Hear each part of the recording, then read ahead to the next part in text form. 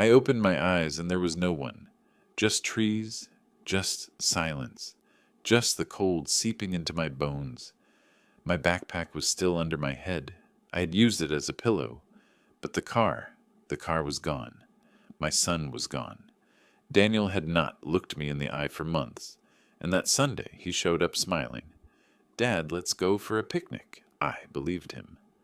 My God, I believed him.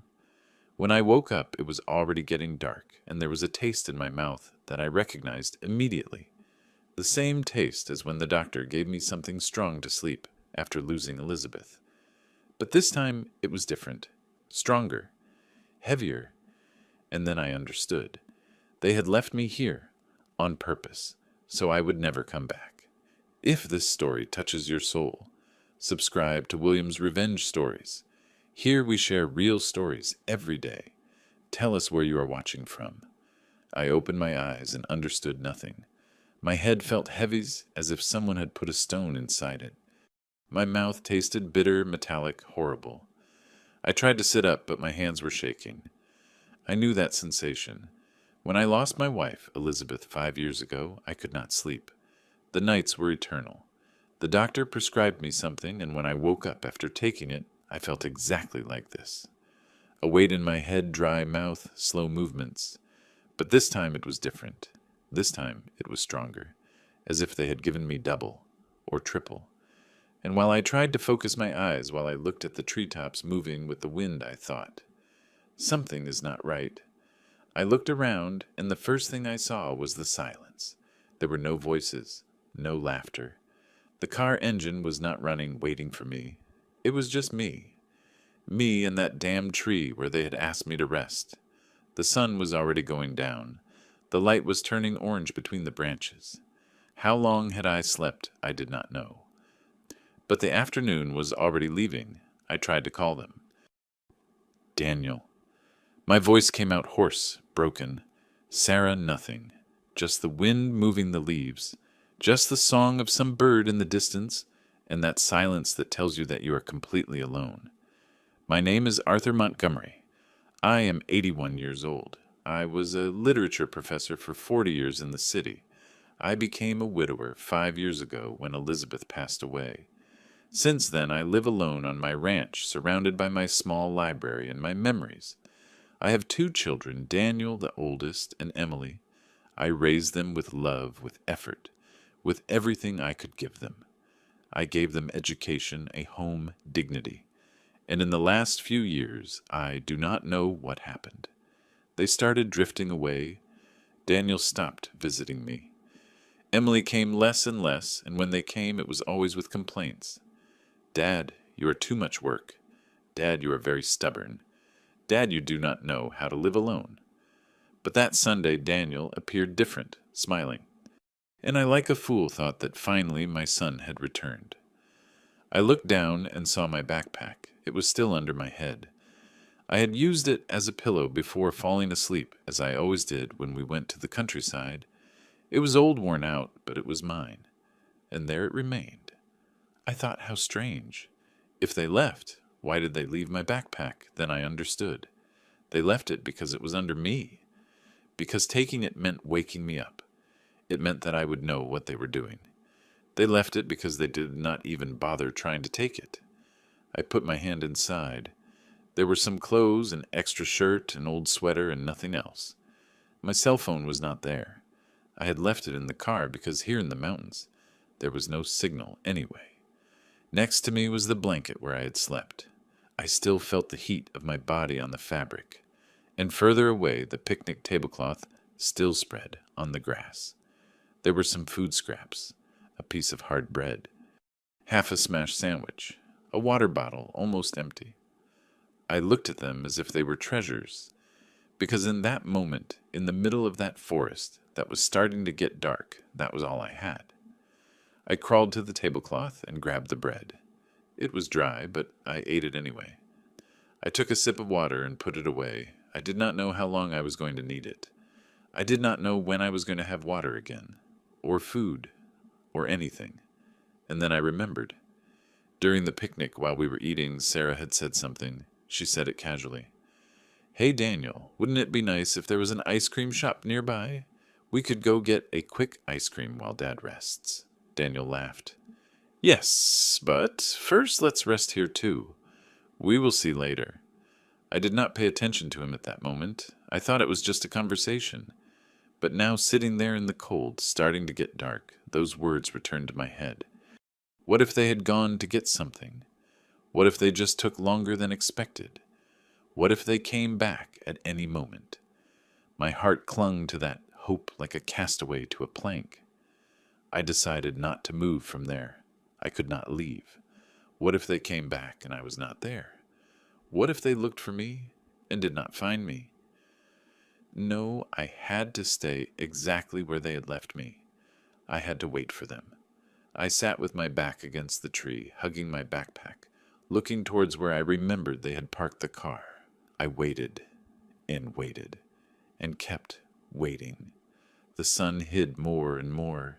The shadows became long.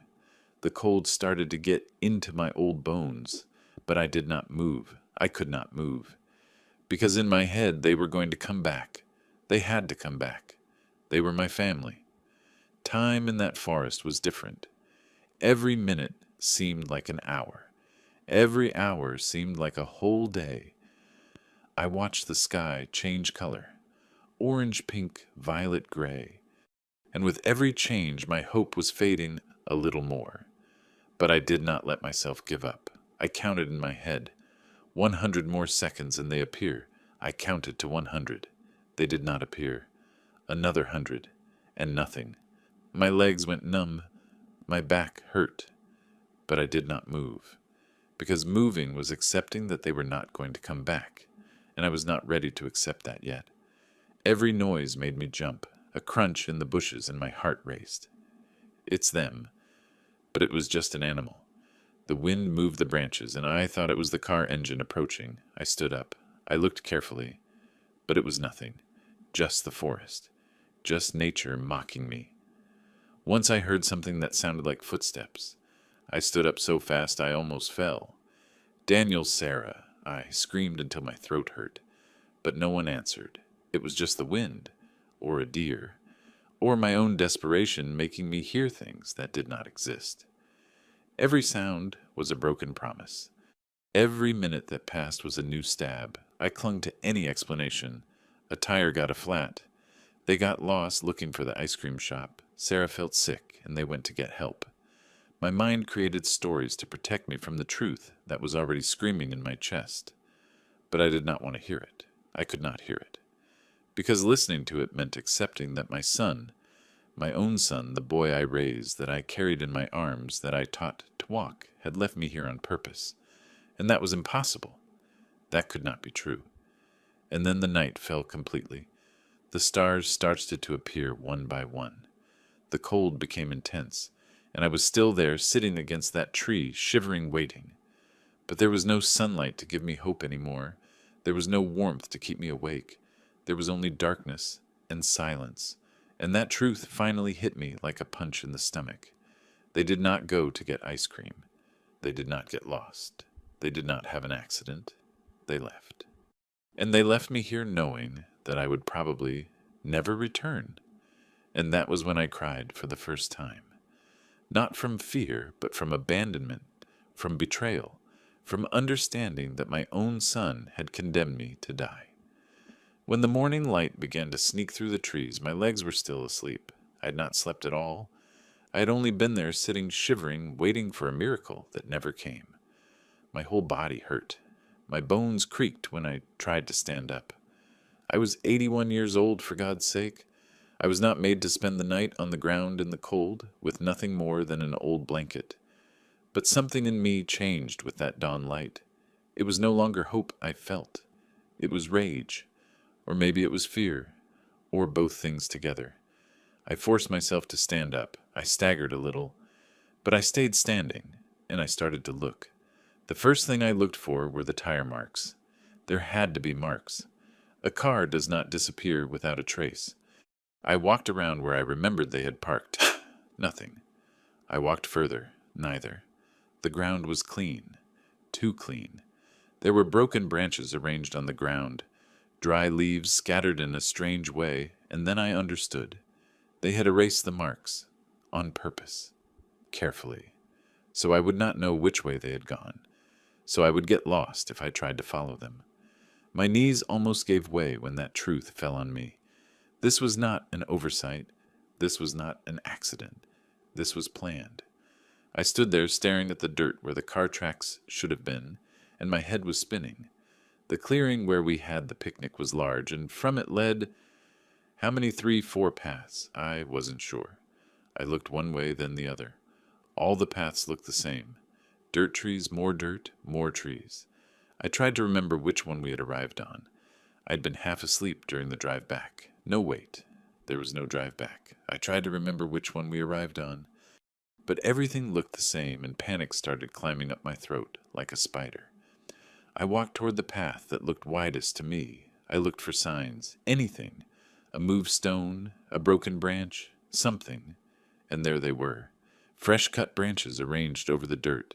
I walked to another path, the same. Cut branches, scattered leaves, moved earth. I went to the third, also, to the fourth, same. Someone had worked on all the paths. All of them. They hadn't just erased where they went. They had erased all traces in all directions to confuse me, so I wouldn't even know where to start looking. My own son, my own daughter-in-law.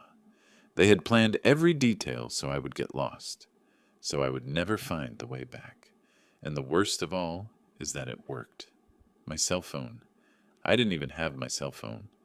I had left it in the car because Daniel had told me there was no signal here. Don't bother bringing it, Dad. Nothing works here. And I believed him. Of course I believed him. He was my son. Why, but now, without a phone, without a way to call for help, without even knowing what time it was, I was completely lost. I went back to where I had slept. I picked up my backpack. I slung it on my back. I rolled up the blanket and tied it to the backpack. I grabbed the tablecloth with the food scraps and folded it carefully. That was all I had left in the world. As I walked back to the clearing, my eyes filled with tears, and I couldn't help remembering the trip here. 2 hours we had driven, 2 hours in which Daniel and Sarah talked the whole time. They seemed happy. Daniel drove. Sarah was in the passenger seat, and I was in the back looking at the landscape. They laughed. They told stories. "Do you remember when Dad took us camping and got lost?" Sarah said, and Daniel laughed. "Yes, we ended up sleeping in the car. And I laughed too, because I thought it was nice. I thought we were remembering happy moments. But now every laugh from that trip sounded different in my memory. It sounded fake. It sounded cruel.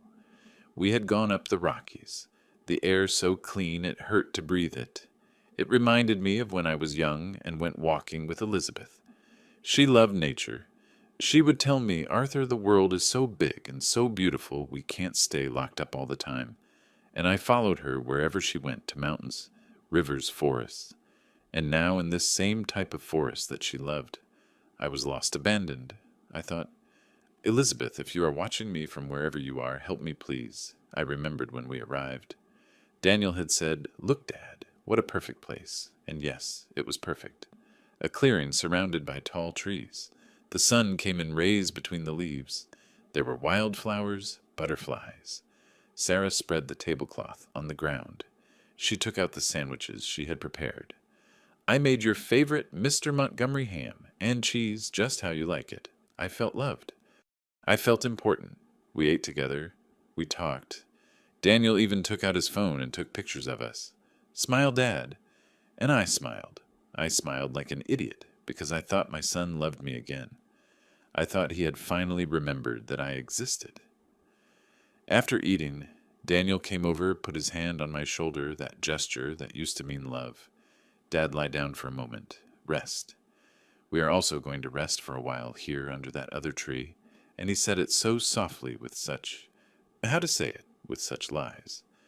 They spread out blankets, one for them far away under another tree, and one for me here where I was now standing. I used my backpack as a pillow, like I always did. I closed my eyes and felt the sun warming my face. I thought how nice it is to be here with my family, and I fell asleep. Asleep from that bitter taste in the juice I had drunk. Asleep while they waited, waiting for me to sleep enough so they could leave without me noticing. And that gesture, that hand on my shoulder, that rest, Dad whispered with such sweetness. Now I saw it differently. Now I knew it wasn't affection. It was a goodbye. It was. Rest because it's the last thing you're going to do with us. It was. Rest because when you wake up, we are going to be very far from here. It was. Rest, you old fool, because you're never going to see us again. I fell on my knees, right there in the clearing, and I cried. I cried like I hadn't cried since I buried Elizabeth. I cried for the son I thought I had. I cried for the man I was. And I cried for the man I had become. Someone so insignificant that his own family could leave him dumped in a forest as if he were garbage. I wiped my tears with the dirty sleeve of my shirt. I stood up again and looked at the paths, the 4 or 5 paths leading out of this clearing. One of them was where we had arrived. One of them would lead me back home. But which one I didn't know. And they knew it. They knew that without the marks, without a reference, without anything, I wouldn't know which path to take. That gesture of affection from my son, that hand on my shoulder, that rest Dad whispered with sweetness, had not been love. It had been the last lie before disappearing. It had been his way of saying goodbye without having to see my eyes when I realized the truth. I chose the path that seemed most traveled to me. I had no logical reason to choose it, just a hunch, a feeling. Maybe it was because the ground seemed a little more compact, or maybe it was just my desperation looking for something to cling to. I adjusted my backpack on my shoulders, grabbed the rolled blanket with one hand, and started walking. Every step hurt. My knees creaked. My back felt heavy. But I couldn't stay there waiting for death. I had to try. I had to look for a way out. I had to believe that there was still a way to go back home. Although deep in my heart, I was already starting to doubt that that house was still mine. I walked for hours, or at least that's what it seemed to me. No watch, no phone, nothing to measure time. I could only guide myself by the sun. I watched it move slowly across the sky, from one side to the other, rising, falling. The path was irregular. Sometimes it seemed well defined, with compact dirt and clear edges. But after a while, it started to blur. The edges became fuzzy. The bushes invaded. And little by little, what had been a path began to turn into nothing. Just wilderness. Just trees. Just wild nature that didn't care if I lived or died. My heart started beating faster. This can't be. There has to be a path. But I kept going, because in the distance between the trees I thought I saw something, an opening, a clarity. Maybe it was another road. Maybe it was a house. Maybe it was civilization. I clung to that hope like a madman. I pushed the branches that blocked my way. I scraped my arms with thorns. I tripped over roots. But I didn't stop. I had to get to that light. I had to see what it was. Because if it was nothing, if it was just my imagination, then I was truly lost. I was panting. My heart was beating in my ears. My legs were shaking. But I kept going. I kept going until I finally reached that clearing I had seen. And when I arrived, when I saw what it really was, something inside me broke. It wasn't a road. It wasn't a house. It was nothing. Just another piece of forest. Trees, more trees, dirt, rocks, silence.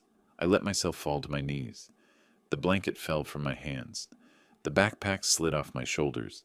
And for a moment, just for a moment, I wanted to give up right there. I wanted to lie down on that cold earth and let everything end. 81 years. 81 years of life, of work, of effort. And for what? To end up abandoned in a forest by my own son. To die alone, scared lost, I closed my eyes. And I thought of Elizabeth, of her smile, of her voice telling me, "Arthur, you are strong.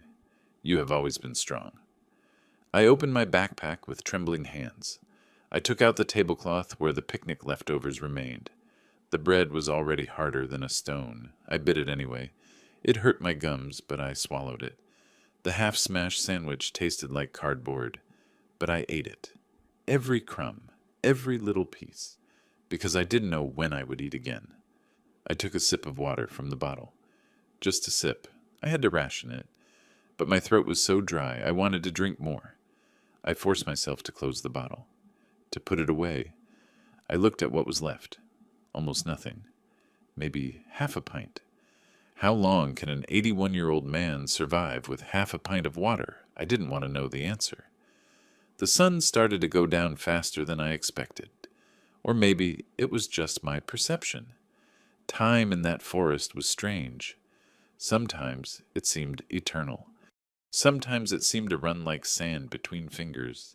The shadows lengthened. The golden light turned orange, then pink, then violet. And then I understood. I was going to spend another night here, another night in this green hell. I looked for a place to stop, a large tree with thick roots that formed like a small shelter. I sat there, I spread the blanket, and I waited. I waited for the night to swallow me again. But this time I knew what was coming, and the fear was worse than the first night. When the darkness fell completely, the sound started. First, it was a howl, distant, prolonged. It froze my blood. Wolves, coyotes, I didn't know. Then it was cracks, branches breaking, something big moving among the bushes. My breathing accelerated. I grabbed a thick branch I found on the ground, as if that was going to protect me from anything. And then I heard something that made me want to scream. A roar. Deep, low, wild. It was far away, but not far enough. There were bears in the Rockies. Everyone knew that. What if one of them found me? What if right now I was being watched by eyes I couldn't see in the dark? I tried to make a fire. With hands that were shaking so much I could barely hold anything, I gathered dry twigs. I looked for stones. I tried to remember how it was done. I'd seen documentaries. I had read books. But never in my life had I needed to make fire for real. I rubbed 2 stones. Nothing. I tried with 2 sticks. Nothing. My hands were sweating despite the cold. The branches slipped from me. My eyes filled with tears of frustration. And after half an hour of trying to fail again and again, I simply gave up. I wrapped myself in the blanket. I curled up against the tree, and I prepared for the longest night of my life. I didn't sleep. Not a second. Every noise was a threat. Every shadow was a predator. Every gust of wind was something approaching. My mind played tricks on me. I saw shapes among the trees, glowing, eyes, teeth, claws. I told myself it was my imagination, but my heart beat so hard I could feel it in my throat. What if I died tonight? What if an animal attacked me and no one ever found my body? What if I became one more of those cases of people who disappear in the forests, and no one ever knows what happened to them? My children. Daniel and Sarah would tell the story. Yes, we went for a picnic with Dad. He fell asleep, and when we woke up, he was gone. He must have gotten lost, and no one would know the truth. At some point in that endless night, I started talking. Alone, out loud, because the silence was worse than any noise. Please, Lord, I whispered, looking at the stars I could barely see between the treetops. Don't let me die here. Not like this. Not abandoned like a dog. Please, my voice broke. What did I do to deserve this? I worked all my life. I was a good father, or at least I tried to be. Where did I go wrong? At what moment did I lose my children? Tears ran down my face. Elizabeth, my love, if you can hear me, help me. I don't know what to do. I'm so tired, so scared. I don't want to die like this. And when the sun finally started to peek over the horizon, when the first rays of light pierced the darkness, I opened my eyes and wondered if I was still alive. My body was numb, so cold I couldn't feel my toes, so stiff that when I tried to move, every muscle screamed in pain. I stood up slowly like a ghost rising from his grave, and while I looked at that forest, extending infinitely in all directions, I wondered how much longer can I resist? 2 days, 3. Or was it already too late, and I was just walking toward my death? The second day dawned with a different pain. It wasn't just the body anymore. It was something deeper, more urgent. My stomach hurt. It burned, it twisted, as if I had something alive inside trying to get out. Hunger. Real hunger. Not like when you skip breakfast and feel uncomfortable, but hunger that eats you from the inside, that makes you think about food all the time. Bread, rice, beans, anything. I stood up, staggering. My head was spinning. I had to find something to eat, whatever it was, because if I didn't eat soon, my body was simply going to shut down, and me with it. I grabbed the water bottle, shook it almost empty. Maybe 2 sips left. 3 if I was careful. I uncapped the bottle and wet my lips. Only that. I didn't allow myself to drink more. My tongue felt like sandpaper, dry rough. It hurt even to swallow saliva. I looked around, searching for some sign of water, a stream, a river, something, but I only saw trees, and more trees, and more trees. I kept the bottle in my backpack as if it were gold, because at that moment it was. It was the difference between living one more day or giving up right there. And although part of me wanted to give up, another part, a stubborn and old and obstinate part, was not ready to die yet. I started looking for fruits, anything edible. I looked at the bushes. There were some small red berries. I grabbed them with trembling hands. I put them in my mouth and almost spit them out immediately. Bitter, horribly bitter. Like eating soap mixed with dirt. But I swallowed them anyway because I didn't know when I would find something else. I kept walking, looking. I found other berries. These were purple. I tasted them. Worse. My stomach churned. I bent over and vomited the little I had eaten. I fell to my knees, gasping with my mouth full of that acidic taste. And at that moment, I remembered something that broke my heart. My library, my small library in the city. I had almost 2,000 books. I had collected them all my life. Novels, poetry, history, philosophy. Each book was a treasure.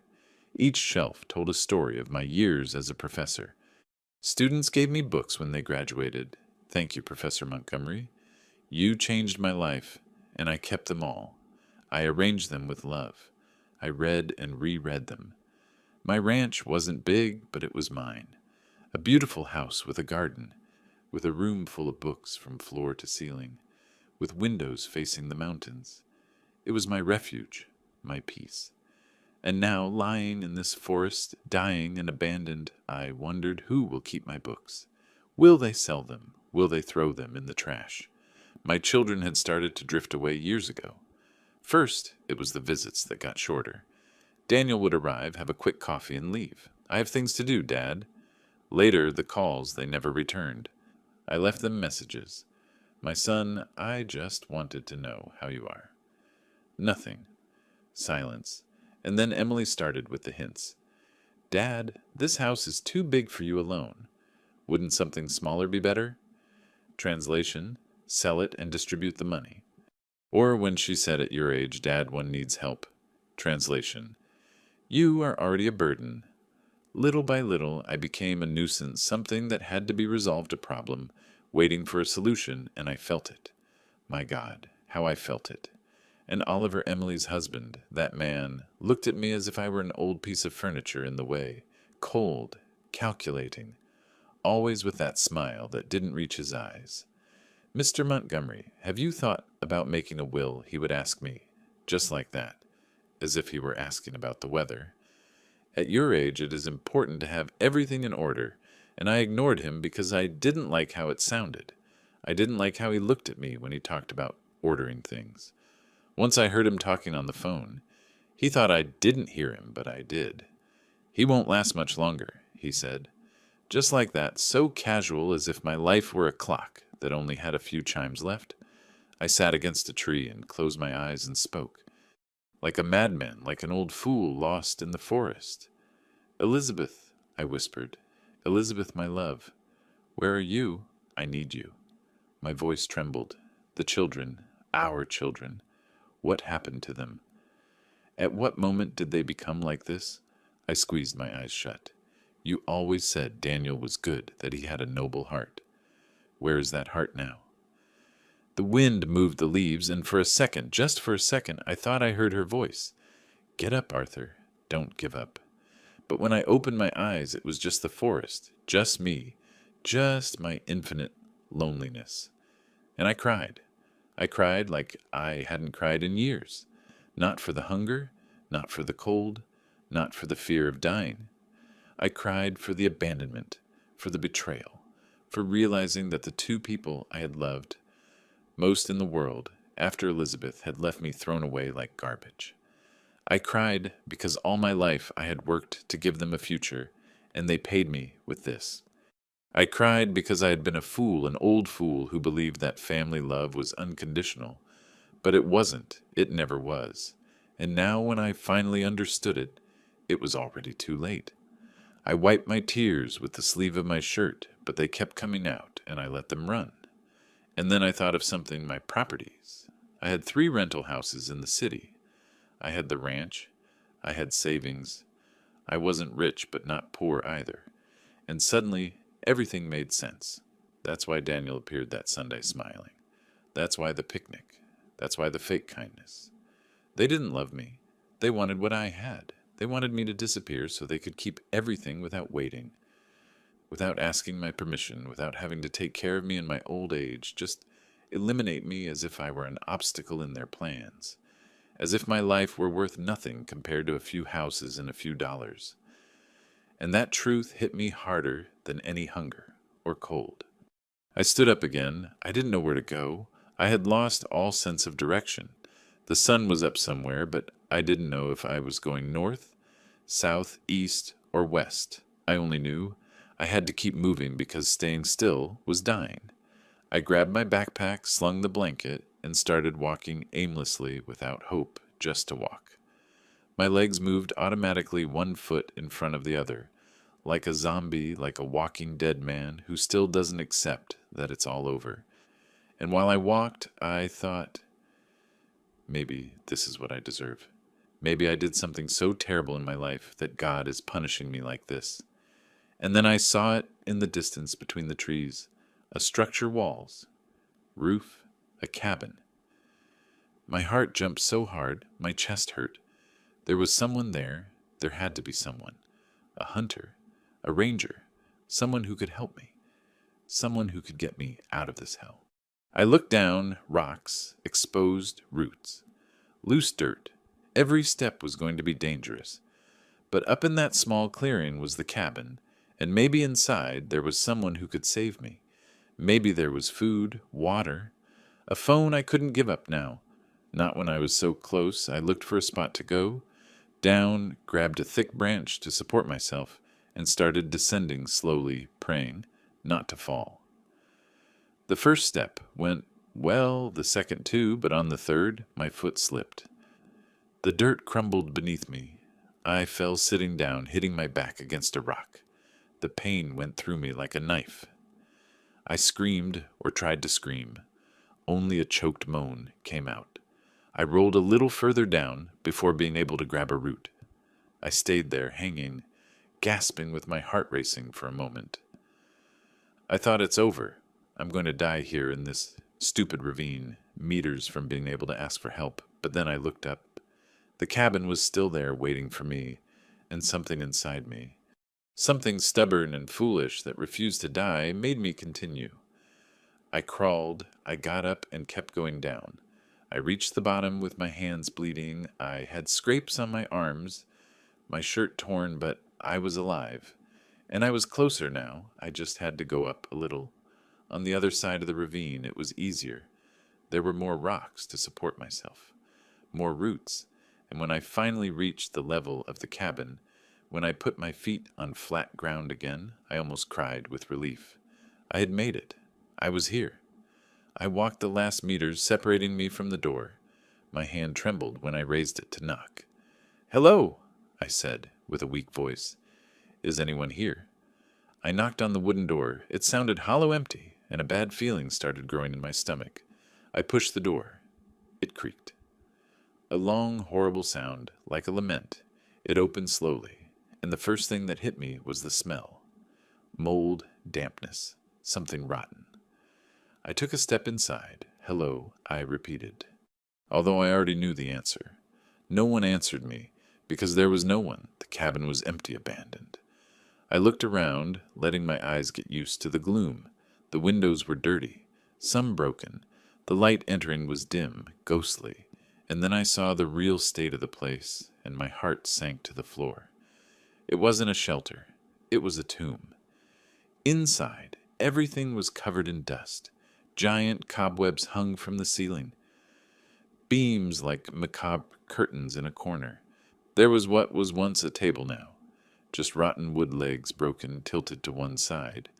An old chair was overturned on the floor, and against the wall, a rusty cot with a mattress that looked like it had been eaten by mice or by something worse. I took another step inside. The wooden floor creaked under my weight, and that sound, that deep creak, gave me goosebumps. How long had this cabin been abandoned? Years, decades. It felt like no one had been here in an eternity. I walked further inside, stepping carefully. There was a small kitchen, or what was left of it, a rusty sink, cupboards, without doors, full of cobwebs. I checked the cupboards looking for something, anything canned, food, bottled water, anything. But they were empty, completely empty, just dust and more cobwebs. I turned around and saw a fireplace, old ashes cold dead, since who knows how long. Next to it, some pieces of firewood, so old they crumbled when touched. This place wasn't going to save me. This place was as dead as I was soon going to be, and that realization hit me like a slap. And then I heard something, a creak, but it wasn't the floor under my feet. It came from above, from the ceiling. I froze. Another creak. Something was moving up there. An animal, a raccoon, bats. I didn't want to know. But then I heard something else, a scraping, like claws dragging on wood. My breathing accelerated. I took a step back, and at that moment, something fell from the ceiling. Something dark, fast. I screamed. I ducked, and the thing flew past my head before disappearing through a broken window. A bird. Just a damn bird. But my heart beat so hard, I thought I was going to have a heart attack. I tried to calm down, breathe. But then I saw it, running across the floor, huge, the size of a small cat. A rat, fat gray, with red eyes that looked at me for a second before squealing and running toward a hole in the wall. I screamed again. I couldn't help it. And my scream made other things move. I heard squeaks, several. There were more, many more. This cabin was infested, and I was inside with them. I ran toward the door, but in my haste, I tripped over the fallen chair. I fell to the floor. My hands touched something wet, something viscous. I didn't want to see what it was. I just got up and kept going toward the exit. But before reaching the door, the floor creaked differently, louder, deeper, and I felt it give a little under my feet. I froze. The boards were rotten if I kept walking. If I put more weight, they could break. And underneath, I didn't know what was underneath an empty dirt basement. I took a slow step, careful to one side. The floor creaked again, a board split. Not completely, but enough for my foot to sink a little. I panicked. I jumped toward the door, and thank God I made it. I left that cabin as if all the demons of hell were chasing me outside, under the sun. I took a deep breath, but I didn't feel better, because now I had a new reality to face. There was no one who could help me. This cabin that had been my hope was just another reminder that I was completely alone. I looked back. The cabin looked worse from outside, now that I knew what was inside the tilted walls. The roof with holes, the windows like empty eyes staring at nothing for a moment. I thought about staying. Sleeping inside there, at least I would have walls, a roof over my head. But I couldn't. That cabin wasn't a shelter. It was a trap, and if I slept there, maybe I would never wake up. I ran out of that cursed place as if the devil himself lived there. And while I moved away, while I left that sinister cabin behind, a part of me wondered, maybe the devil did live there. Maybe this whole mountain range was cursed. Maybe I was cursed. because every time I thought there was a way out, that there was hope. Something took it away from me. The cabin wasn't my salvation.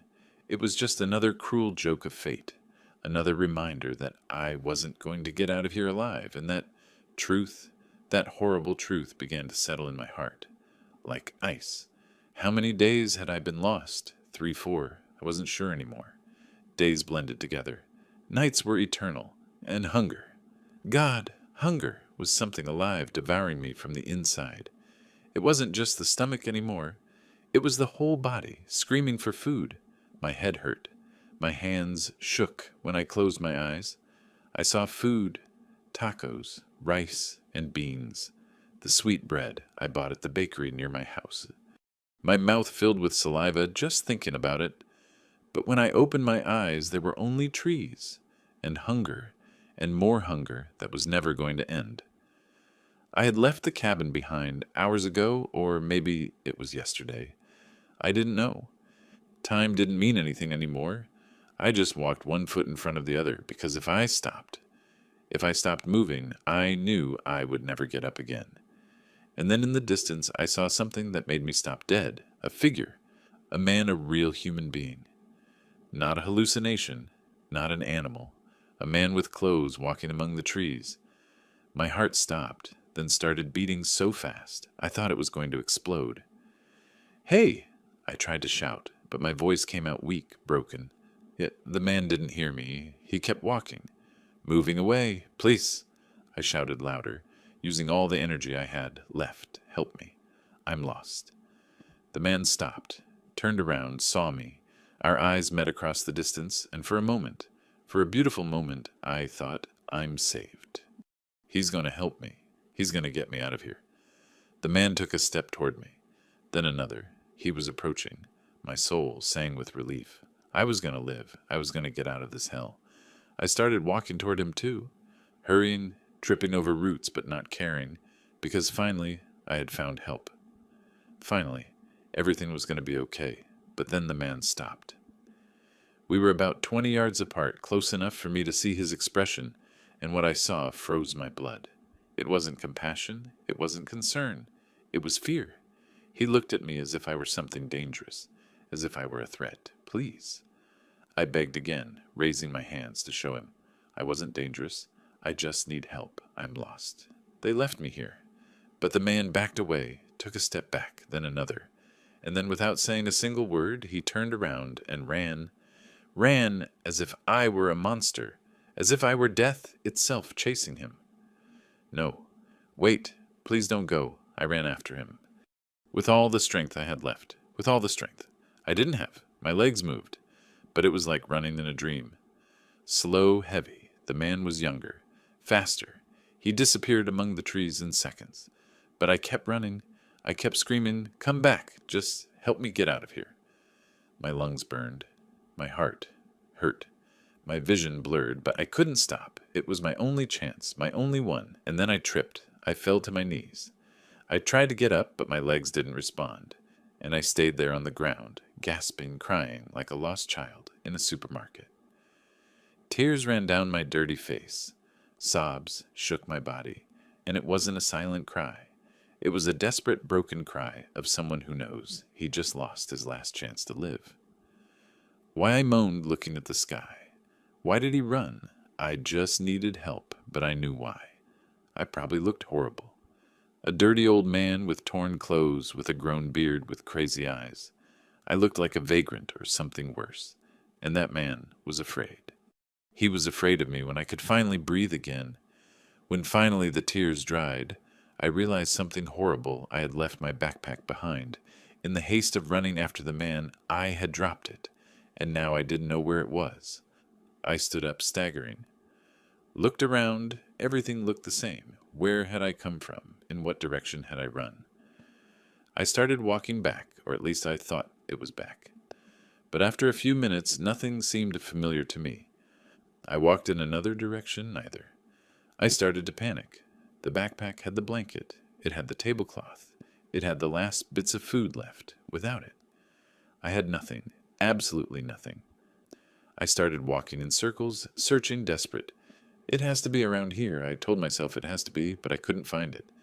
Just trees and more trees and terror growing in my chest, and then I saw it on the ground a few yards from me, coiled on a stone huge as thick as my arm, with dark patterns on its skin shining in the sunlight, a snake, and it was looking at me. Its tongue went in and out, its cold eyes unblinking. Fixed on me, I froze. I couldn't move a muscle. I couldn't breathe. I could only look at that creature that could kill me with a single bite. Was it poisonous? Probably would it attack me if I moved. I didn't know, and I didn't want to find out. We stayed like that, looking at each other in absolute silence. I prayed in my head. Please, God, please not like this. I don't want to die like this. The snake moved slowly, sliding over the stone, going down to the ground, moving toward me. No, to the side, toward the bushes. It disappeared among the leaves, making no noise, and only then, only when I was sure it was gone, I let out the air I had been holding. My legs almost gave way. I grabbed a tree so as not to fall. My heart beat so hard I could hear it in my ears. I had been seconds from death, inches, and something in my mind broke a little more. How many more times was I going to escape? How many more times was I going to get lucky before I ran out? I kept looking for my backpack, but already without much hope. And then I saw something up in a tree. Fruits? They looked like oranges, but smaller. My stomach roared. I had to eat. I had to eat something, or I was going to faint. I approached the tree. It was tall. The fruits were on the upper branches, but there was no option. I had to climb. I looked for a support point, put my foot on a knot in the trunk, grabbed a low branch, and started climbing. Slow, careful, my arms trembled, but I kept going up a little more, just a little more. I almost reached them. I stretched my hand toward the nearest fruit. My fingers brushed it, and then the branch under my foot broke. I fell. The world spun. I saw the sky, then the ground, then the sky again, and then I hit. Hard pain exploded in my left leg, a pain so intense I couldn't scream. I just lay there with my mouth open, unable to breathe, with my whole body in agony, when finally I could inhale the scream. Came out long, desperate, full of pain. My leg, something was very wrong with my leg. I tried to move it, and I almost fainted from the pain. I looked down. It was swelling fast. I looked for the picnic tablecloth I still carried in my belt, with trembling hands. I tore a piece, and while I wrapped my leg with the cloth, while I tightened with all my strength, ignoring the pain that made me see stars, I thought, today I am going to die here. And maybe it is better this way.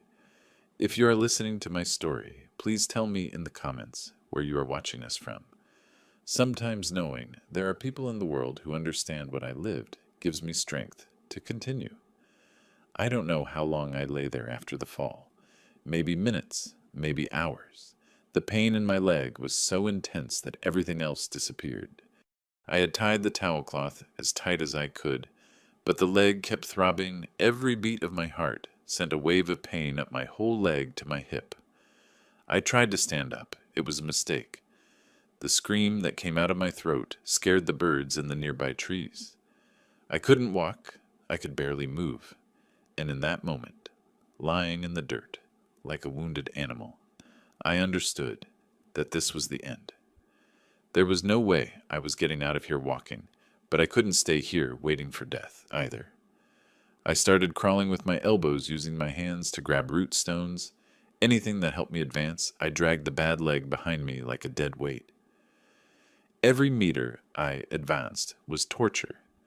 Dirt got under my nails. Stones scraped my forearms. My shirt tore, but I kept moving, because if I stopped, if I accepted that I couldn't anymore, then it would all be over. And a part of me, a stubborn and foolish part, still refused to give up, still want to live. Although I didn't know very well why, anymore, what to live for, if my own children had abandoned me. Why return to a house that probably wasn't mine anymore? I had completely lost count of the days. Time had ceased to exist. There were no clocks, There was no way to know if it was Tuesday or Sunday. Everything mixed in my head. Nights and days were equally horrible, equally endless. I remembered sleeping under that tree the first night. I remembered the cabin. I remembered the man who fled from me. But when had each thing been? Yesterday, 3 days ago. My mind was confused, clouded as if I were seeing everything through dirty glass, and that scared me more than the pain, because it meant my body was shutting down, that I was reaching the limit of what I could withstand, and that limit was very, very close. Thirst was worse than hunger. Now, much worse, hunger, hurt. But thirst drives you crazy. My tongue had stuck to the roof of my mouth. My lips were cracked, bleeding. Every time I tried to swallow, I felt like I had glass in my throat. My mouth tasted like copper, like blood, like death. And while I crawled, while my hands searched for something to cling to keep advancing, I heard something that made me stop. A sound, weak, distant, but unmistakable water. Running water, a stream or a river or a hallucination of my desperate mind. But I had to find out. I had to get there.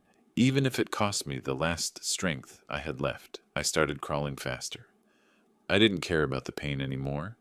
I didn't care about anything except getting to that water. My elbows bled, my hands were raw, but I kept advancing. The sound became stronger, clearer. It wasn't my imagination. It was real. There was water ahead, and with every meter I advanced with every second that passed. That sound became my only reason to stay alive. I reached a slope steep and below. Shining under the sun, I saw the reflection of water, a stream small but real. As real as my desperation, I let myself roll down the slope. I didn't care about hitting myself. I didn't care about anything. I just wanted to get to that water. When I reached the bank, I dragged myself to the very edge, put my face in the water, and drank. I drank like an animal, desperately, without stopping. The water was freezing so cold my teeth hurt, but I didn't stop. I kept drinking until I choked, coughed, spit, and drank again. The water filled my empty stomach, made me feel nauseous, but I didn't care. I drank until physically I couldn't take more, and then I stayed there with half my body in the water, gasping, feeling how the cold numbed me but not caring, because I had water. Finally, I had water, and that in that moment was the only thing that mattered in the world. The freezing water burned my throat. I know it sounds strange, water that burns, but that's how it felt, as if I were swallowing cold fire. Every sip was a mixture of relief and agony.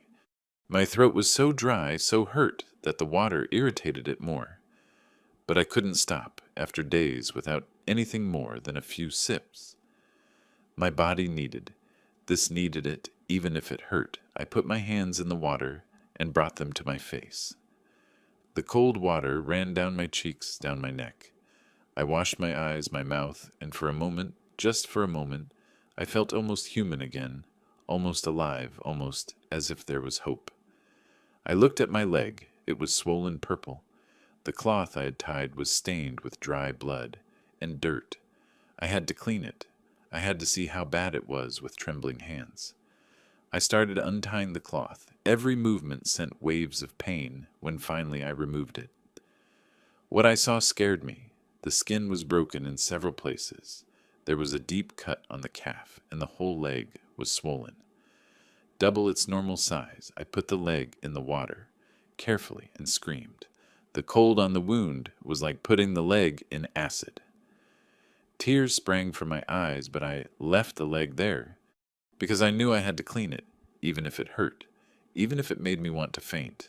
And then while I was sitting there on the bank of that stream, with my legs submerged in freezing water, feeling the pain throb in every fiber of my body, visions started to blur, the edges of my sight darkened.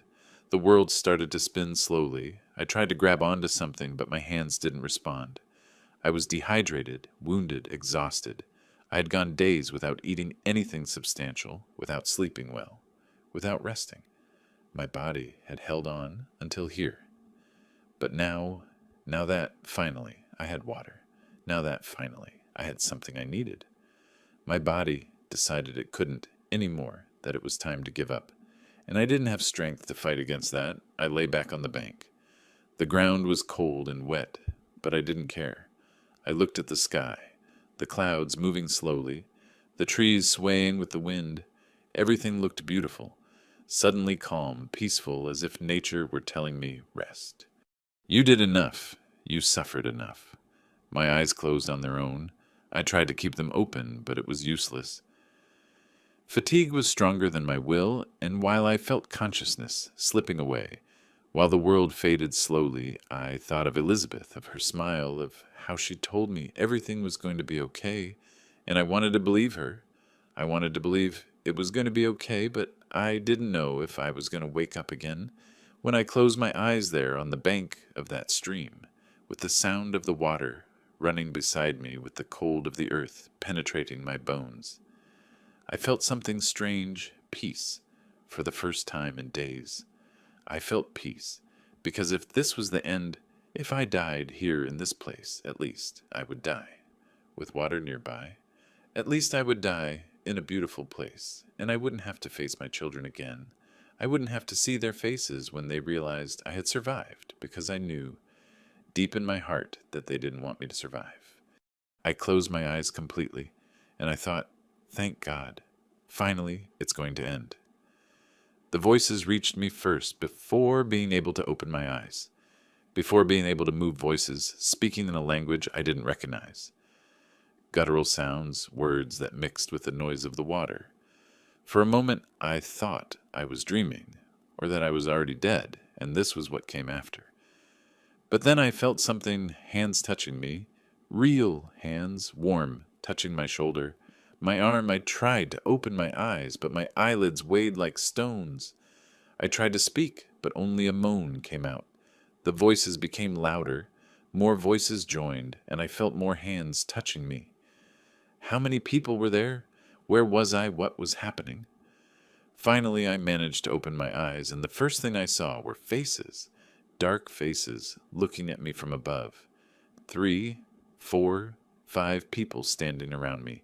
Men with long hair, bronzed skin, simple clothes.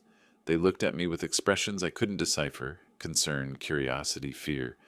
I tried to speak. Again, please, I murmured. But my voice came out so weak that not even I heard it. One of the men crouched next to me, looked me in the eyes, said something in that strange language. And although I didn't understand the words, the tone was soft, as if he were talking to a scared child, as if he were telling me everything was going to be okay. I tried to sit up, but I couldn't. My body didn't respond. It was as if my muscles had disconnected from my brain. I opened my mouth to speak, to ask for help, to explain what had happened to me, but the voice didn't come out just air, just a hoarse gasp. My throat was so hurt that although the water had moistened it, I still couldn't produce sounds. One of the men said something to another, pointed at my leg. The others approached. I saw their expressions change when they saw the state of my leg. One of them whistled. Another shook his head. And I knew it was bad, very bad, but at least I wasn't alone anymore. At least someone had found me. The hands touched me again, but this time it wasn't just to examine me. They were lifting me. I felt arms under my knees, under my back. Wait, I tried to say, but I didn't have strength to resist. I didn't have strength for anything. They lifted me, as if I weighed nothing. And maybe it was true. Maybe I had lost so much weight in these days that I really weighed nothing. They held me between 2 men. My head hung to one side. I saw the ground moving beneath me. I saw my feet dragging, and I understood. They were taking me somewhere where I didn't know. Were they saving me? Or was I in more danger? My mind was too confused to process everything while they carried me. While they took me, who knows where, I didn't have strength to resist. Not even if I had wanted to. My body was like a rag doll, without bones, without will. I just let them take me. And while they did, I wondered, is this better or worse? Would I prefer to die alone in that stream, in peace, without more suffering, or was this better? Being rescued by strangers who spoke a language I didn't understand, who could be taking me anywhere, who could have any intention, but I had no choice. I had no choice in anything anymore. I could only let myself go and hope that God, if He was still listening to my prayers, had some plan for me.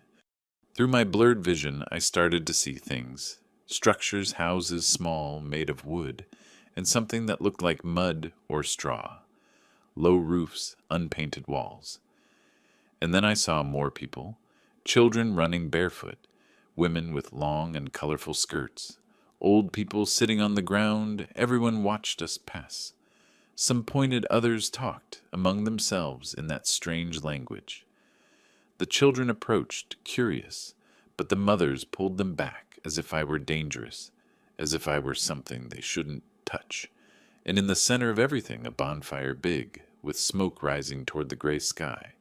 This was a settlement, a village, but not like the ones I knew. This was different, primitive, isolated from the modern world. One of the men said something, and in his phrase I heard a word that repeated, Highwood. He said it several times. Highwood.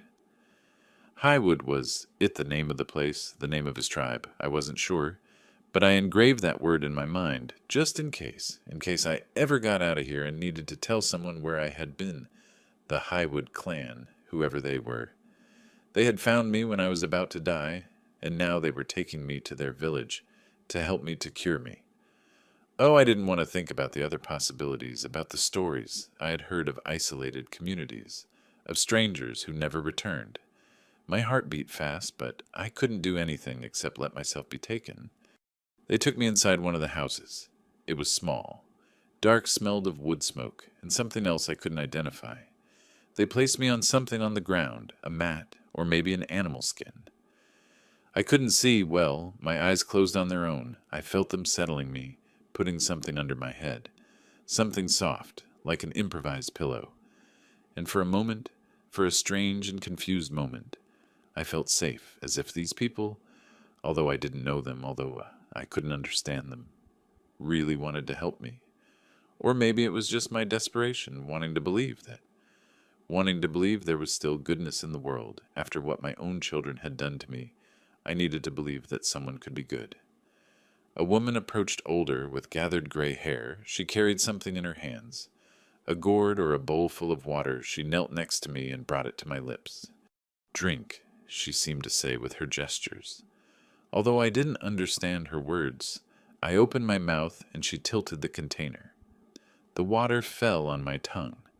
Fresh, clean, better than any water I had tasted in my life. I drank slowly, she waited patient, and when I finished, she wiped my mouth with a rag, with such sweetness, such care that tears started running down my face, because it had been so long since anyone treated me with tenderness. So long since anyone worried if I was okay or not, and this strange woman who didn't know me, who owed me nothing, was taking care of me as if I were her own father. I looked around the house, the wooden walls, the straw roof, the light entering through small openings, and I started to understand these people had saved me. They had found me dying by the stream, and instead of leaving me there, instead of ignoring me, they had brought me to their village. They had given me shelter, water care. Why I didn't know, maybe for kindness, maybe for compassion, or maybe they had their own reasons. But in that moment, lying on that mat, with my body destroyed and my soul broken, I didn't care. I was just grateful. Grateful to be alive. Grateful not to be alone. Grateful that someone, at least someone in this cruel world, had extended their hand. But while I closed my eyes, while I let exhaustion take me again, a question settled in my mind, a question I couldn't ignore. Had they saved me, or had I fallen into another type of danger? These people spoke a language I didn't understand, lived in a way I didn't know, were isolated from the modern world. And I was completely at their mercy, unable to walk, unable to communicate, with no way to escape if I wanted to. What were they going to do with me? Were they going to help me return home, or did they have other plans for me? And while sleep overcame me, while darkness wrapped me again, that question remained floating in the air without answer. I woke up, I do not know how many hours later, or maybe days. Time in that place did not exist as I knew it. There were no clocks. There were no windows with a view of the street, just the light entering through the cracks in the wooden walls, and the constant sound of voices outside, voices speaking that strange language. I tried to sit up, and the pain in my leg reminded me why I was there. I looked around more carefully now. The house was small, maybe 12 by 12 feet. The walls were made of old boards tied with something that looked like vines. The roof was dried straw. In one corner there were clay pots. In another, folded blankets. And I was in the center on this mat that smelled of earth and smoke, feeling more vulnerable than ever in my life. I heard movement outside, and then the door opened. It was not a door like the ones I knew. It was just a heavy cloth hanging from a stick. It slid to the side, and 3 men entered. The same ones who had found me, I think, or maybe others. I was not sure. They stood looking at me, and I looked at them. They started talking among themselves. Fast, guttural words, full of sounds I had never heard. One pointed at my leg. Another shook his head. The third said something that sounded like a question, and the other 2 answered. They were discussing about me, but I had no idea what they were saying, and that terrified me more than anything.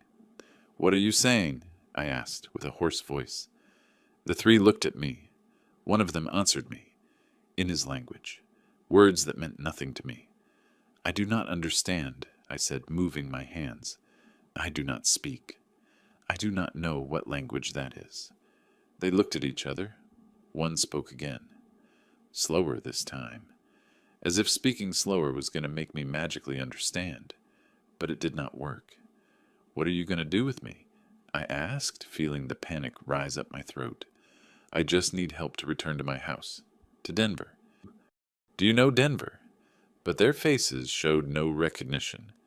They just looked at me as if I were the one speaking the strange language, as if I were the foreigner here, and I suppose I was. One of the men crouched next to me. He stared at me, and in his eyes I saw something that froze me.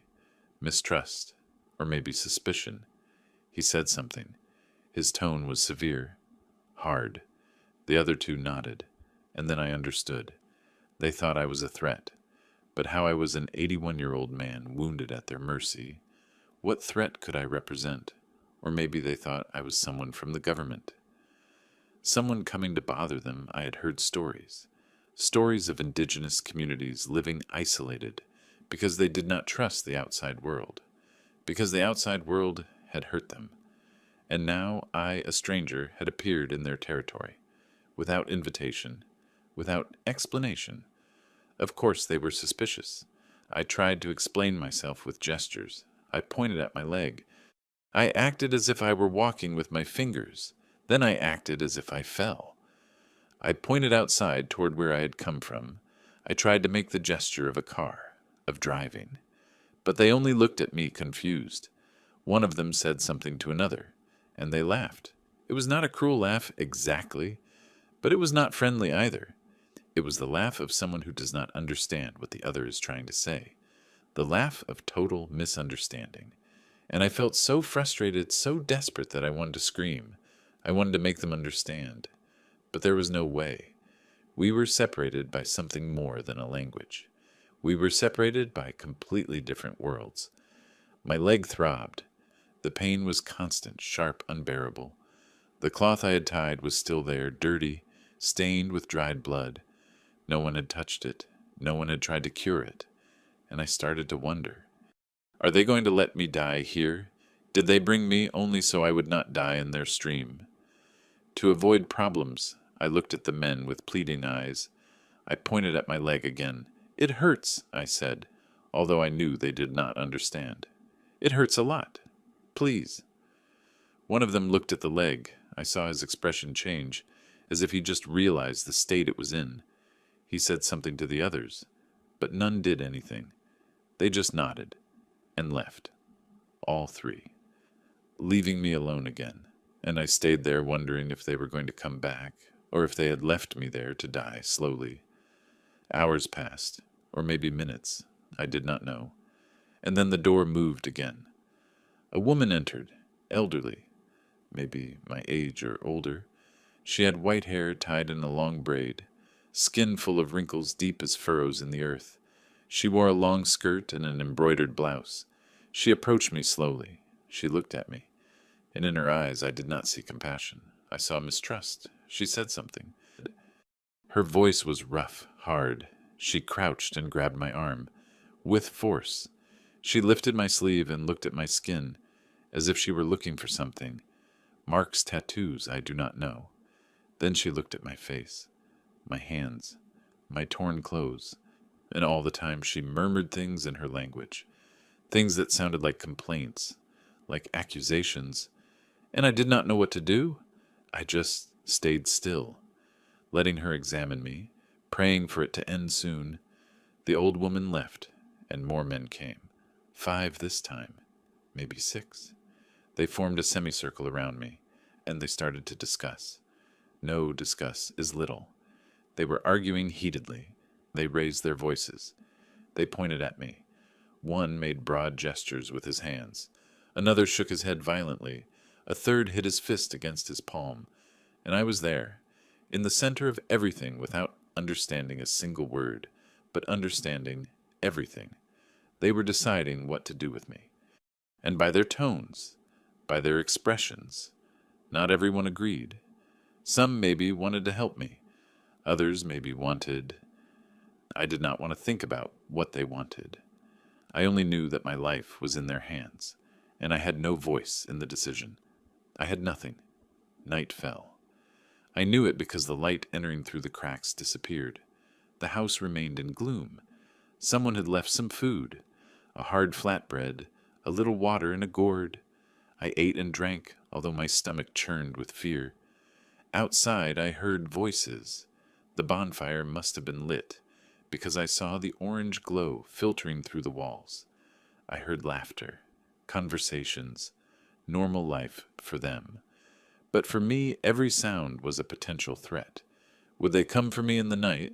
Would they decide I was too dangerous to let live? I could not sleep. Not a second. I stayed awake all night, with my eyes open, watching the entrance, waiting for the cloth to move, waiting for the worst. I survived the forest. I survived hunger, the cold, the snake, the fall, to die here in the hands of people who did not even know me.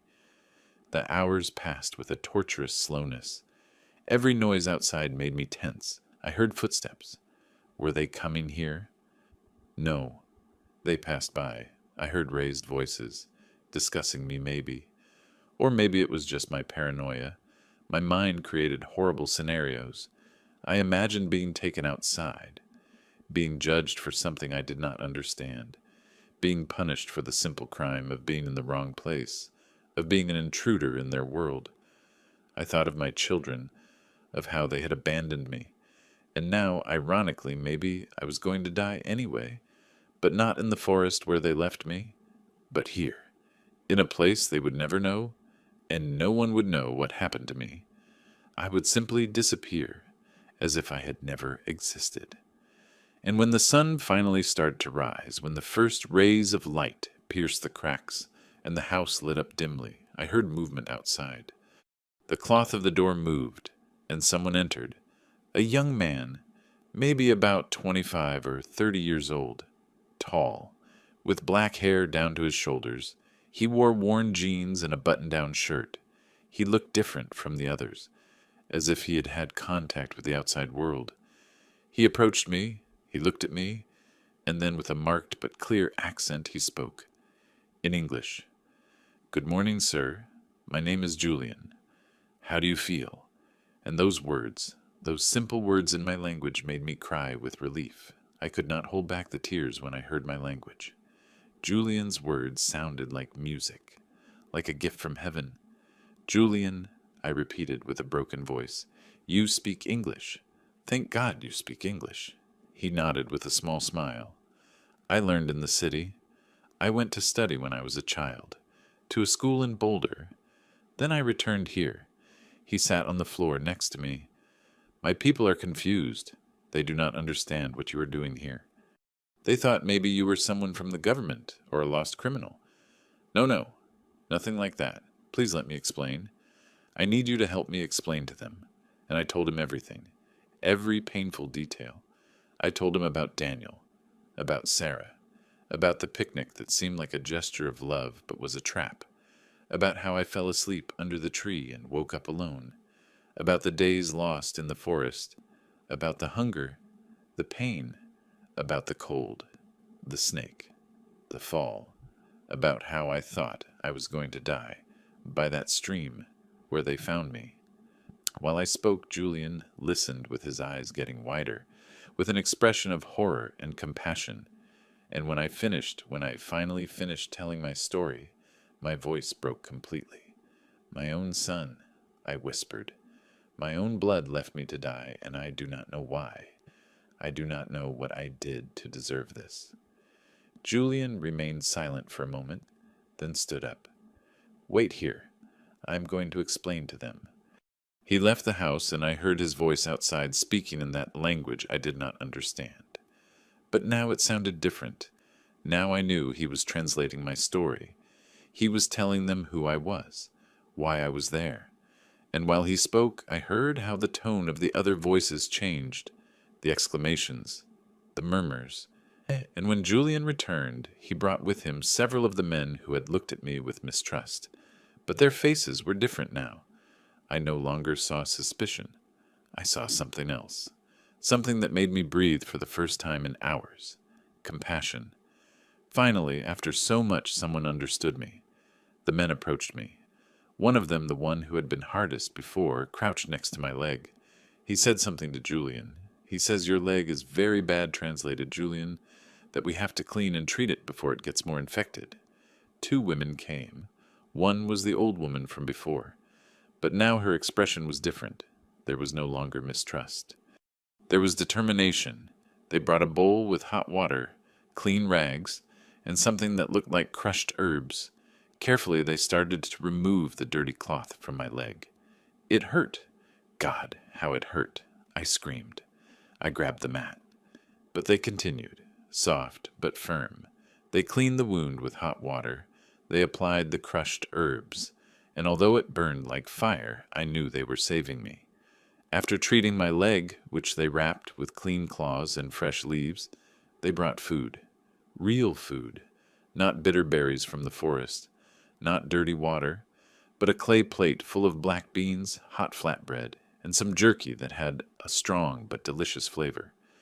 I ate slowly. My stomach, after empty days, protested. But I needed this. I needed to recover strength. A small girl brought me more water. She smiled at me shyly. And I smiled back, feeling something I had not felt in a long time. Humanity. Kindness.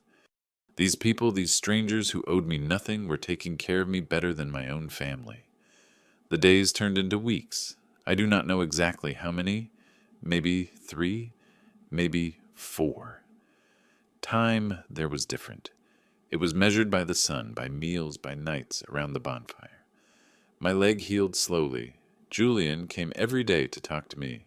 He told me about his people, the Highwood clan, about how they had lived in these mountains for generations, about how the modern world had forgotten them, and they preferred it that way. Here we have peace, he told me. We do not have much, but we have peace. And I understood. Because in that simple village, without electricity, without cars, without everything I considered necessary, I had found more humanity than in my own home. When I could finally stand up, when I could walk with the help of a stick they made me, I told Julian I needed to return. I have to go back to Denver, I told him. I have to fix things. He understood. He spoke with the elders, and one day they told me I was ready, that they would take me to the nearest highway. That morning I said goodbye to every person who had cared for me. The old woman who at first looked at me with mistrust hugged me. The women who cured my leg gave me provisions for the road. The children waved goodbye, and I cried. I cried because these people had given me something my own family denied me. They had given me life. 4 men, including Julian, accompanied me. We walked for hours, through paths they knew like the back of their hand. We climbed hills. We went down ravines.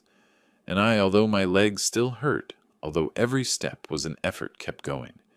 Because now I had a purpose. Now I had something to walk for. Julian told me the highway was about 3 hours from his village. We do not like to go very often, he told me. But for you, Mr. Montgomery, we do it. You suffered a lot. You deserve to go home. And I did not know if I really wanted to return to that house. But I had to do it. I had to close that chapter. I had to do what I had to do. When we finally reached the highway, when I saw the black asphalt extending in both directions, I felt something strange, as if I were returning to a world that was no longer mine. We stood there waiting. 2 trucks passed and did not stop.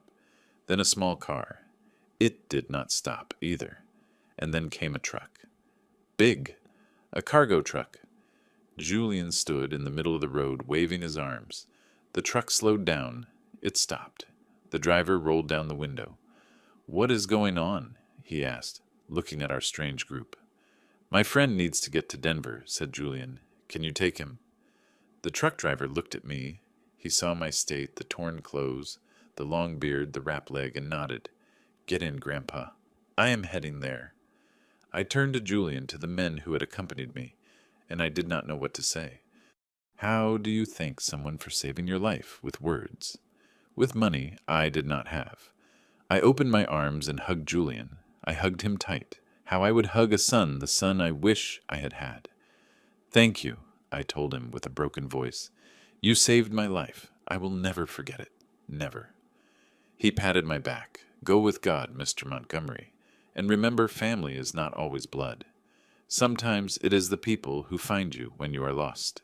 His words stayed with me while I got into the truck, while I waved goodbye for the last time, while the truck started and the Highwood people disappeared in the distance. The truck advanced on the highway. The driver tried to make conversation, but I barely answered. My mind was elsewhere. It was in Denver at my house and what I was going to find when I arrived. How much time had passed since they left me in that forest? 2 weeks, 3 a month. With the time I spent lost, plus the time in the village, maybe 5 or 6 weeks had passed, almost 2 months. What would my children have done in all that time? Would they have reported me as missing, or would they have moved on as if I had never existed? And with every mile that passed, with every sign that brought us closer to the city, my heart beat faster. Not from fear, but from something else. From determination, from rage, from justice. When we were arriving in Denver, when I saw the first signs of the city, I asked the driver to drop me off a few blocks before my house. "Are you sure, Grandpa?" he asked, looking at me worried. "You still look weak. I can take you to your door." But I shook my head. "I need to walk," I told him. "I need to arrive on foot. I need to prepare myself." He did not understand. How could he understand? But he nodded and stopped the truck at a familiar corner. He helped me down. He wished me luck.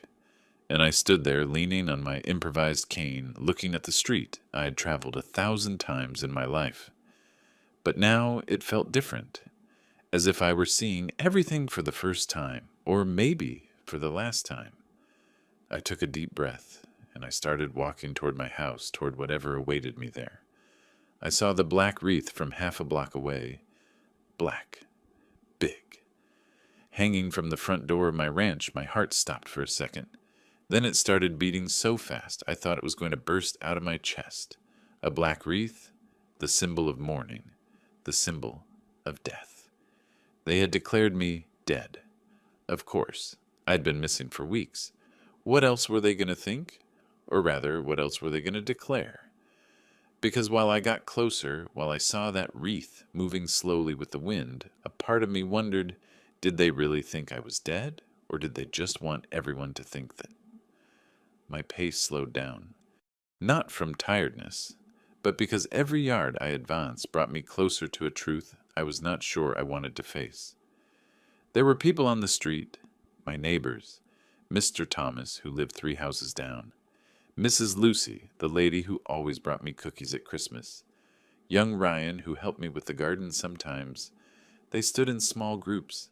Some were crying, others talking in low voices with serious faces, and when they saw me approaching, when they recognized me under the long beard and dirty clothes, their faces transformed. First confusion, then absolute shock. Mr. Montgomery whispered Mrs. Lucy, bringing her hands to her mouth. But you... Mr. Thomas took a step toward me, pale as a sheet. They told us you had died. Your children said that? His voice broke, and I just nodded. Yes, I said with a calm voice, calmer than I felt inside. I imagined what they said. I got closer to my house, and then I saw it.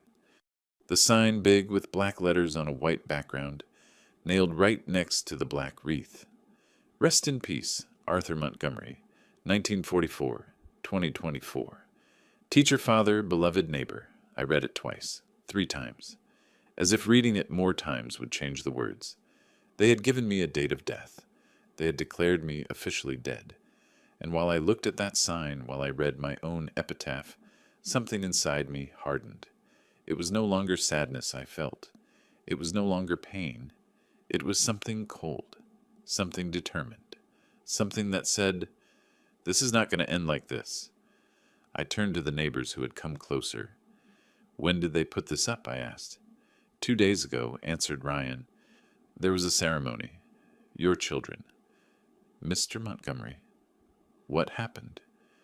Where were you all this time? I did not answer. I just kept walking toward the door, toward my door, the door of my house, of my home, the place where I had lived with Elizabeth, where I had raised my children, where I had planned to spend the rest of my days in peace.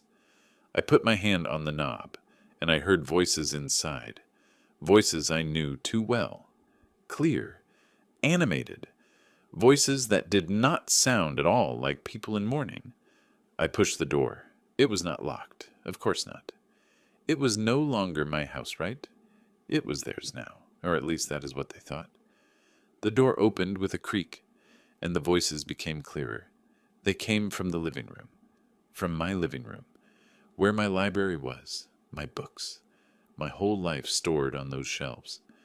I entered slowly, leaning on my cane, and what I saw confirmed everything I had feared. There they were, the 3 of them, the 4, Daniel, Emily, and Oliver, and Sarah, my daughter-in-law. Daniel's wife sitting next to him with a folder full of papers, sitting around my dining table. But the table was not set for eating. It was covered in papers, documents, deeds, contracts. I saw the deeds to the properties I rented. I saw bank papers.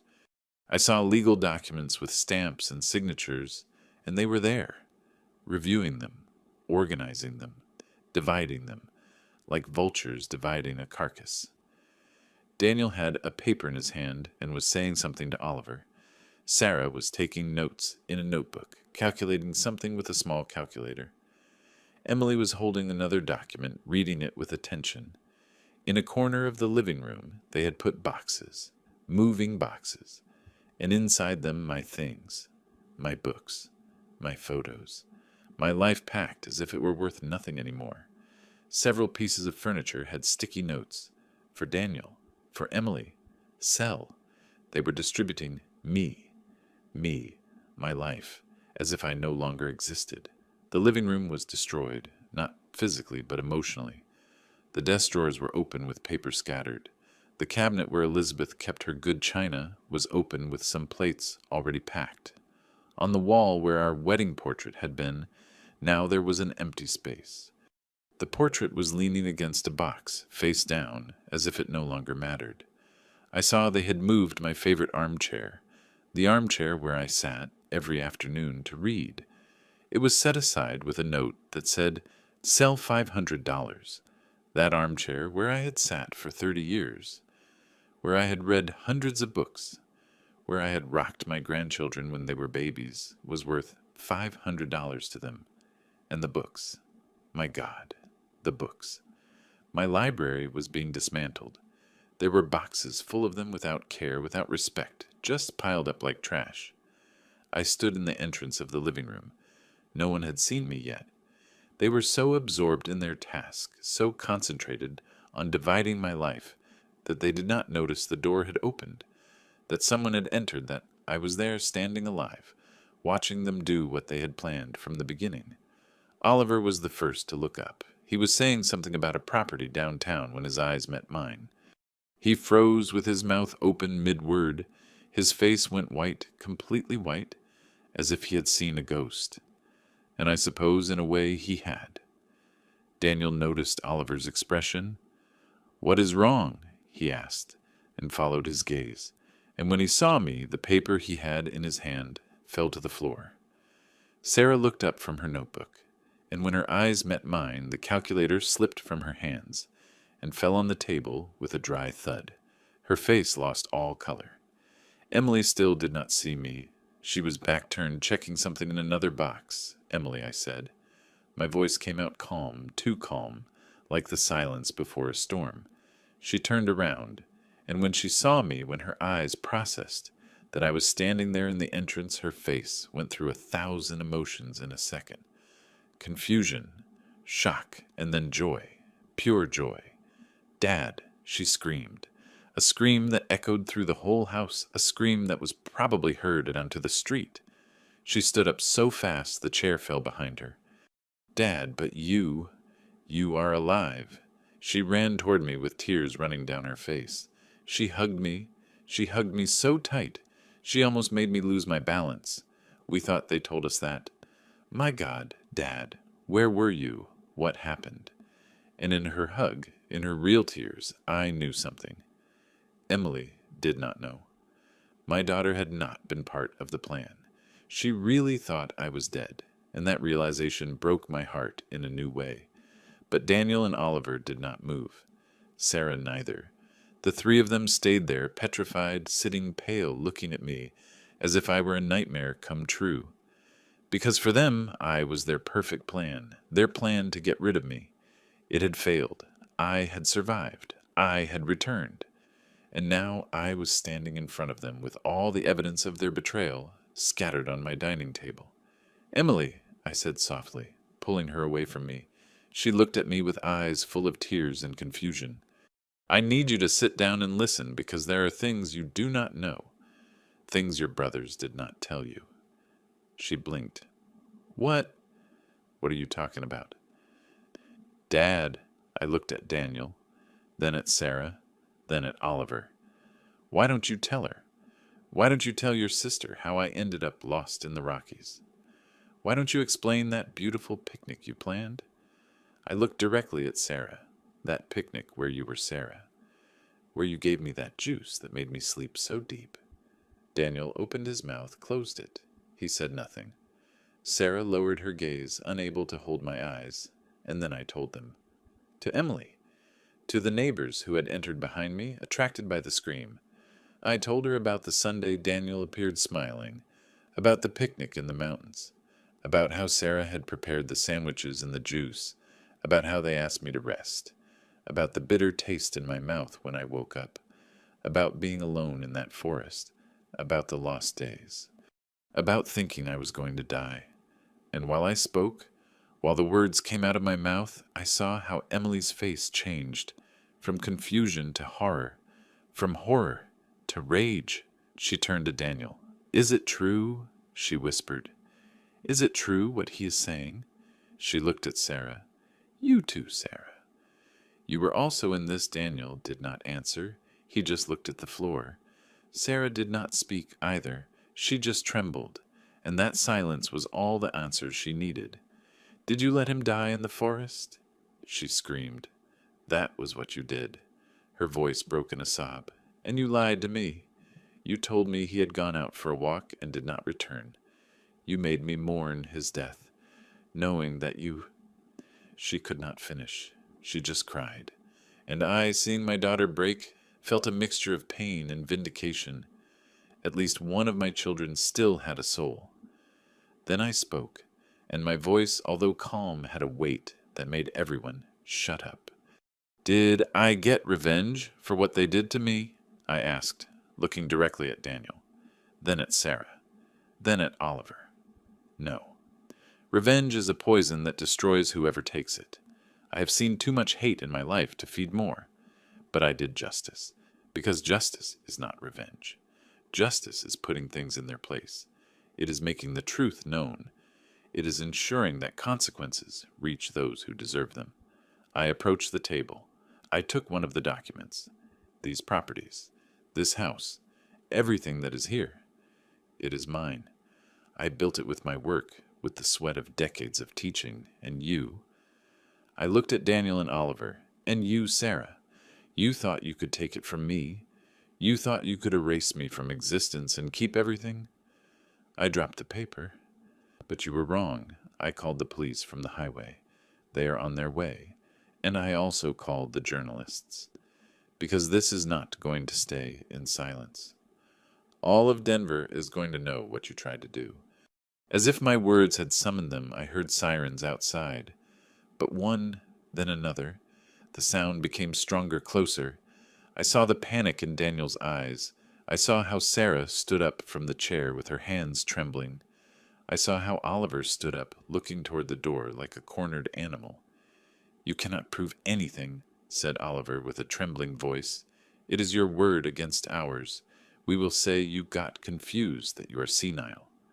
I laughed. It was a humorless laugh. Dry.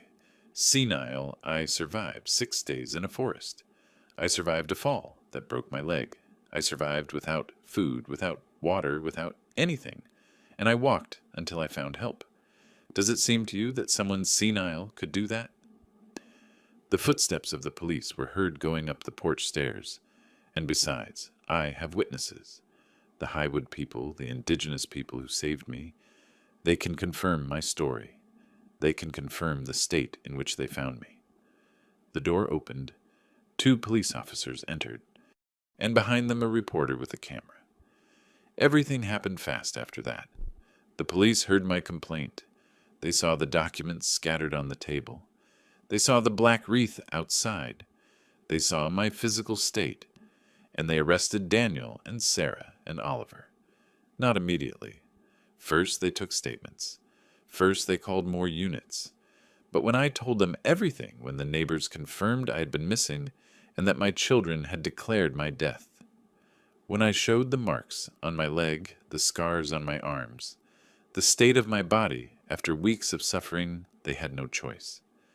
"Attempted homicide by abandonment," said one of the officers. "Fraud, forgery of documents. This is serious." I saw how they handcuffed my son, my firstborn, the boy I had carried in my arms, the boy I had taught to read. I saw how they handcuffed Sarah, the woman who had been part of my family for years, the one who had called me father-in-law, with a smile the one who had betrayed me, with the same ease with which she had prepared that spiked juice. And I did not feel sadness. I did not feel remorse. I only felt a cold void where once there was love. Emily cried inconsolably, "I am sorry, Dad. I did not know. I swear I did not know." I hugged her. "I know, my daughter. I know." The following days were a whirlwind. The story appeared in all the local newspapers. Teacher abandoned in forest by his children survives and returns to get justice. The interviews, the cameras people stopping me on the street to tell me I was a hero. But I did not feel like a hero. I just felt like a tired old man who had had to fight for his right to exist. Daniel and Sarah and Oliver faced charges. The legal process was long. There were lawyers, hearings, testimonies. Julian and 2 elders from the Highwood clan came to the city to testify. They told how they had found me and what state I was, how long they cared for me. And the judge, an older man with a serious face, looked at my son and my daughter-in-law and said, "Abandoning your elderly father in a remote forest is one of the cruelest things I have seen in 30 years of career." The sentence was not long jail time. The legal system is rarely hard with these cases, but it was enough. And more importantly, it was public. Their reputation was destroyed. They lost their jobs, their friendships, their place in society. Emily stayed with me. She helped me reorganize the house, to return the books to their shelves, to hang Elizabeth's in my wedding portrait again, and little by little my house became my house again. But it was never the same, because now I knew. I knew what people you trust are capable of. I knew that family love was no guarantee of anything. I knew that in the end, everyone reveals their true nature when there is something at stake. I returned to my routine, to my books, to my walks, to my afternoons in the armchair they almost sold for $500. And every time I sat there, every time I opened a book, I thought of the Highwood people, of how they complete strangers had given me more love and care than my own blood. And I understood something Julian had told me. Family is not always blood. Sometimes it is the people who find you when you are lost. Sometimes it is the people who give you water when you are thirsty. Sometimes it is the people who heal your wounds without asking for anything in return. That house, the house where everything happened, is no longer the same. The walls remember Emily's screams when she discovered the truth. The dining room remembers the scattered documents of the division of my life. The door remembers the black wreath that declared me dead ahead of time. And me, I remember everything every day in that forest, every night of terror, every moment when I thought I was going to die. I remember it not with bitterness, but as a lesson about who you really are when no one is watching, a lesson about the value of true kindness, and a lesson that surviving is not just keeping breathing. It is choosing to move forward, even when everything tells you to give up. I survived not because I was strong, but because I refused to give them the satisfaction of fulfilling their plan. I refused to disappear silently. I refused to be a victim.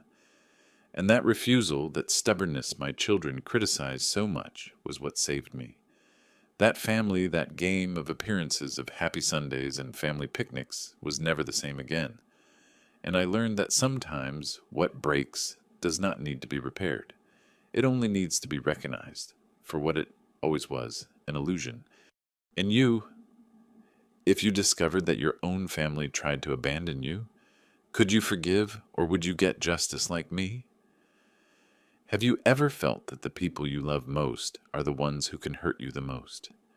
If this story touched something in you, if it made you feel, if it made you think, leave me your comment down here telling me what you would do in my place. Like so more people can hear this story. And subscribe because every day we share real stories of real people who face the impossible and survive to tell it.